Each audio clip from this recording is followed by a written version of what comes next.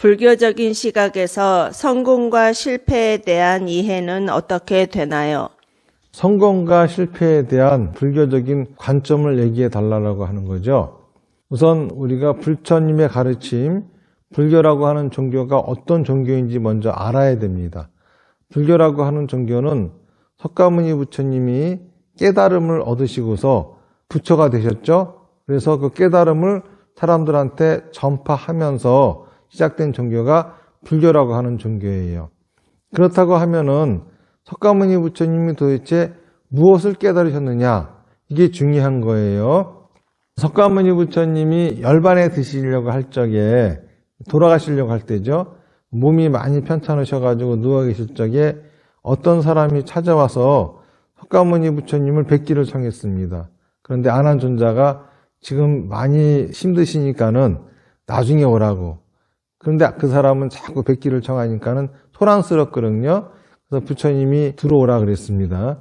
부처님이 도대체 왜 그렇게 나를 만나고 싶어 하느냐 그랬더니, 내가 깨달음을 얻고 부처가 되었다는 사람들을 이제까지 많이 만나봤는데 다 엉터리더라고요. 이제 마지막으로 당신 차례입니다. 진짜 내가 판단하기에 깨달음을 얻은 분이 맞다고 하면은 나는 당신의 제자가 될 것이요, 그렇지 않다라고 하면은 난 돌아갈 것입니다. 이렇게 얘기를 하는 거예요. 거기에 대해서 석가모니 부처님이 그 사람한테 대답하시기를, 깨달음을 얻고 얻지 않았거나 하나 중요하지 않다. 중요한 거는 무엇을 깨달았느냐가 중요하다. 이렇게 말씀하시거든요. 그러시면서 나는 팔정도를 깨달았다. 이와 같이 깨닫지 않았으면은 그거는 깨달았다고 할 수가 없느니라, 이렇게 말씀하셨어요. 그러니까는 석가모니 부처님의 깨달음의 내용은 팔정도라고 하는 거예요. 그러면 도대체 팔정도가 어떤 것인지 그걸 알려면은 석가모니 부처님이 출가하신 동기부터 알아야 되겠죠. 왜 가족을 떠나서 출가를 하셨으며 6년이라고 하는 시간 동안 그렇게 고행을 하셨으며, 그리고 깨달은 내용은 뭔지, 그거는 6년 고행을 한 뜻과 출가하신 뜻, 이런 것들을 잘 알아야 깨달음도 우리가 이해할 수 있습니다. 석가모니 부처님이 출가하시게 된 동기를 불조는 사문유관으로서 이야기하고 있죠. 사문유관이라고 하는 거는 동서남북의 문으로 나가셔가지고 늙고 병들고 죽은 사람을 만나신 거예요. 그래서 그 모습이 너무 비참하다 보니까는 늙고 병들고 죽는다고 하면은, 나도 그런다고 하면은 내가 지금 누리고 있는 부경어가 다 무슨 소용이 있겠느냐 생각을 하시면서 물어보는 거죠. 왜 사람은 늙고 병들고 죽느냐 그랬더니 윤회하기 때문입니다. 윤회는 왜 하느냐 그랬더니 업이 있기 때문입니다. 업은 뭐냐 그랬더니 생각과 말과 행동입니다.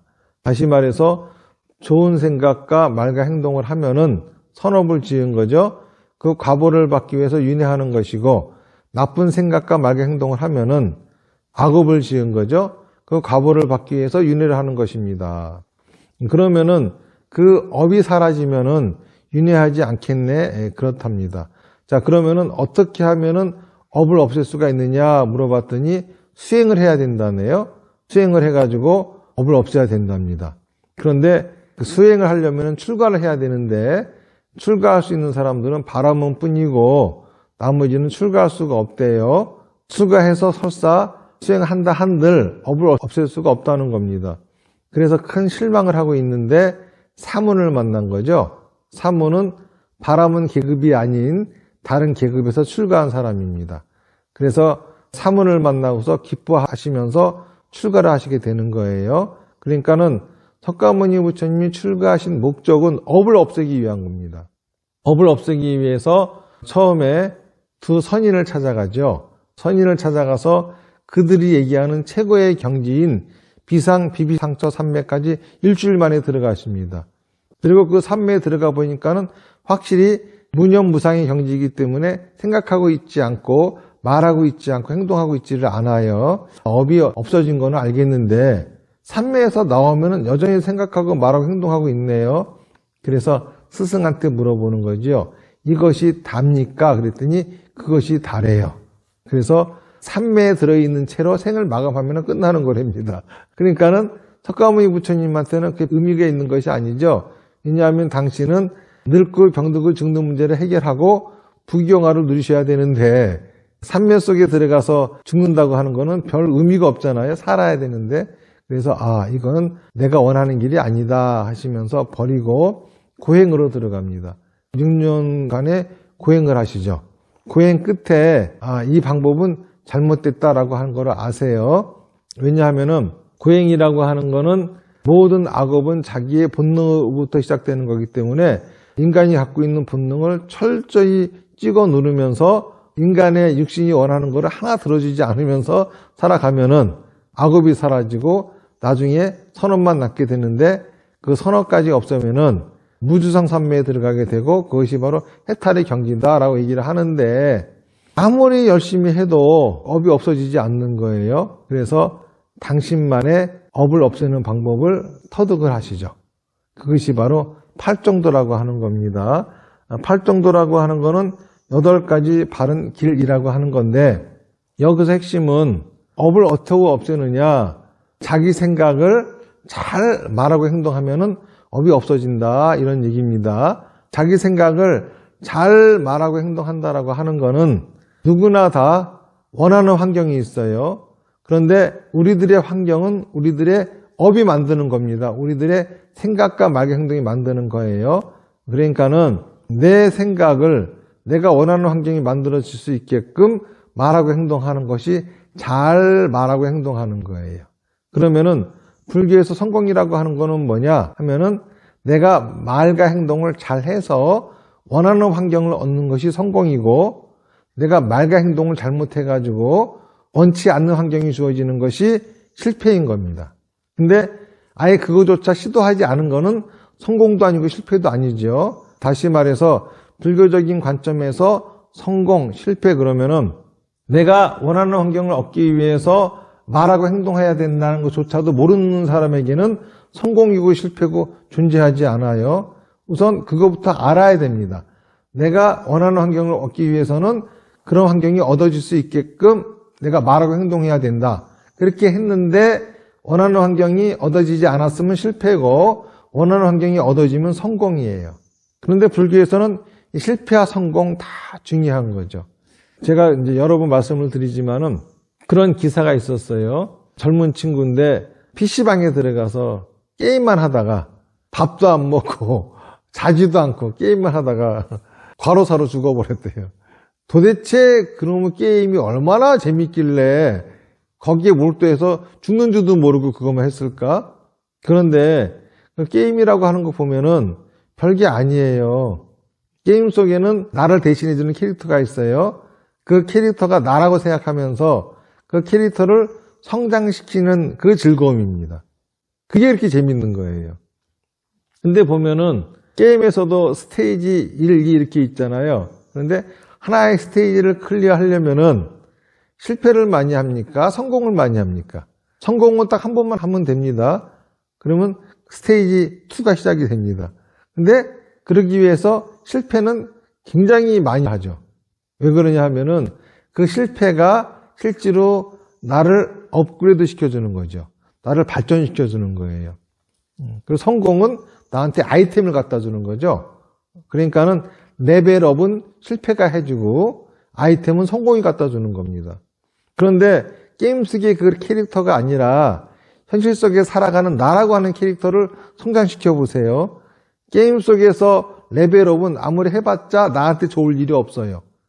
하지만 현실 속에서 나라고 하는 사람이 레벨업을 하면은 세상이 나를 보는 시야가 달라지죠. 게임 속에서 얻은 아이템, 게임 속에서 아무리 돈이 많아봤자 하나도 쓸모가 없습니다. 게임 속에서 아무리 많은 사람들한테 존경을 받아봤자 아무 소용이 없어요.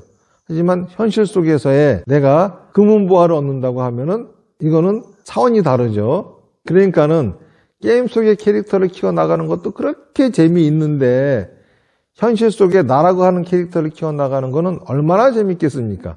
재밌는 삶을 살게 되는 거죠.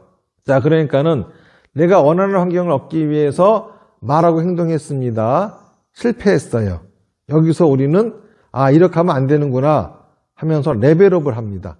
이렇게 실패를 거듭해 가면서 내가 성공할 수 있는 레벨까지 올라가게 되면은 드디어 성공하게 되고 나에게는 아이템이라고 하는 것이 돌아오는 거죠.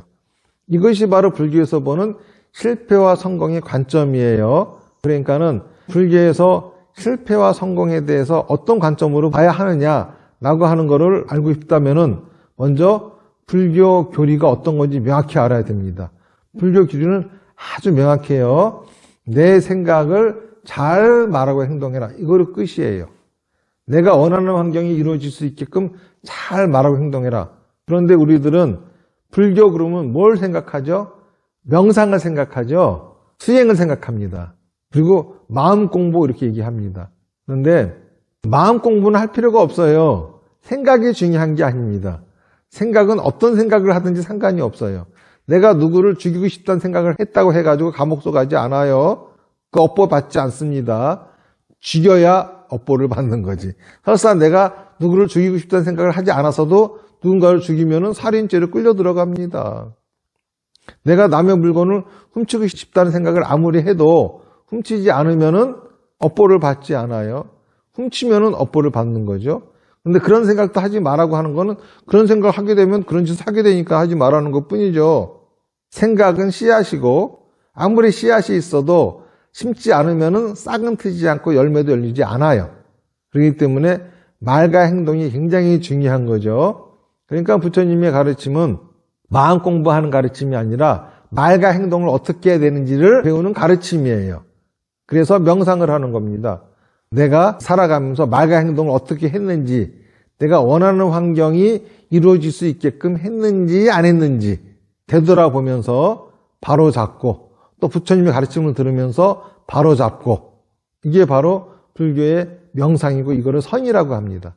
깨달음 얻기 위해서 참선하는 거 아니고 부처가 되려고 참선하는 거 아니에요. 불교에서 명상법은 8정도를 잘 실천하기 위해서, 다시 말해서 내 생각을 잘 말하고 행동하기 위해서, 내 생각을 내가 원하는 환경이 만들어질 수 있게끔 잘 말하고 행동하기 위해서, 내 말과 행동이 무엇이 잘못됐는지를 돌아보기 위해서, 다시 말해서 레벨업을 하기 위해서 명상을 하는 거예요.